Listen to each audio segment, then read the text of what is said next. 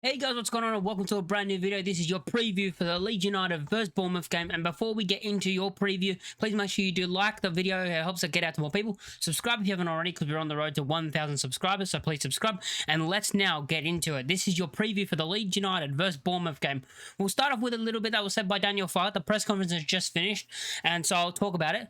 Lucas Perry has not joined in team training yet. We hope he can join us next week. Realistically to say, he is not in contention before the international break, so before the Spurs game. He won't be playing in the Spurs game either. Once he's back in team training, it does not mean he is back to his best after one session, which for me kind of tells me that at the moment Darlow might be in goal for the next couple of weeks, even after the international break. And even if Lucas Perry was fully fit, I'm going to say now, I think Darlow should keep his spot. I think he's earned the keep his spot for how good he's actually been in the last two games, and I think if he continues playing the way he is and doesn't make the stupid mistake that he made in the cup and something like that, and he continues playing the way he has played in the last two games in the league, then he should keep his spot, because I think he deserves it. The other news that we got on injuries is Jayden Bogle, who is back in team training, not a broken toe or anything serious, and also Dan James progressed yesterday, first time in team training, so he's back in team training, Dan James, which is great.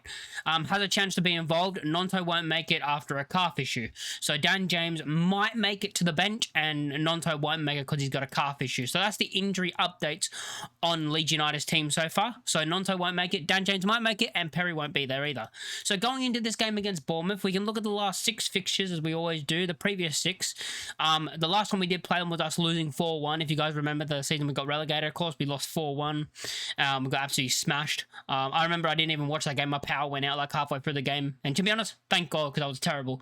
Before then was that unbelievable 4-3 win where we got that comeback from 3-1 down, and then before then was a 1-0 Leeds United win all the way back in 2015. So yeah, before we played them in 2023 and 2022, but before then it was 2015, 2014 and 2013 where we won 1-0, we won 3-1, we lost 4-1, and we won 2-1. So in the last six fixtures we have won 4 out of the last 6, with them winning 2, no draws. While we scored 12 goals, they've scored 13, and they've beaten us 4-1 twice in the last 6. But as I said, it has been a while since we've actually played them.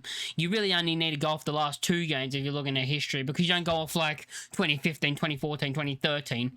The recent games we've played has been 1 win apiece, with the winning team scoring 4 goals in both of them. So maybe that means there'll be 4 goals scored by the winning team.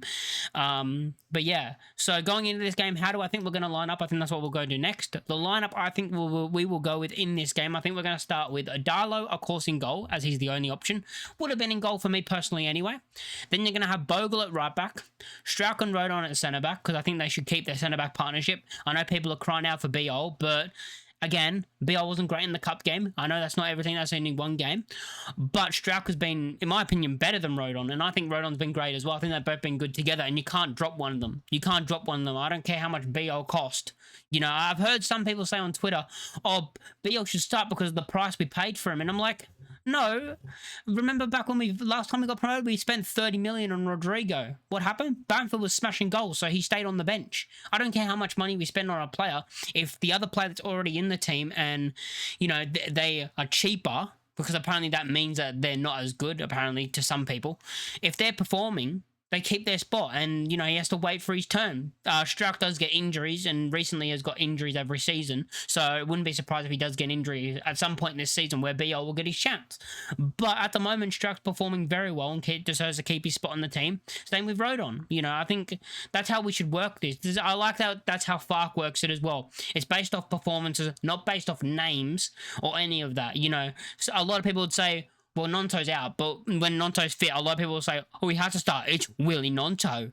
But Fark likes choosing based off performances, which is what I like. So back on the team. So we've got Darlow, Bogle, Strauch and Rodon. Goodmanson will start at left back, of course, and then you've got your midfield 3. And I think we're going to keep the exact same midfield 3 with Ampadu and the 6 and the 2 8s being Longstaff and Stack. I think you've got to keep it the same. I mean, all 3 of them in that midfield have been brilliant. Again, Tanaka, he's got to wait his time.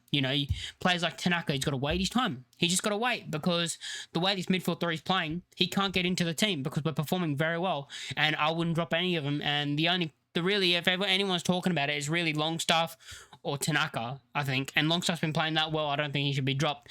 I did have a, thing saying maybe we drop Stack and play Tanaka, but after that performance against Wolves, now he keeps his spot. But there was that little bit of time before then when he wasn't really up to his best in the last couple of games. And I was like, maybe you bring in Tanaka for Stack, but that game against Wolves basically said, no, he keeps his spot.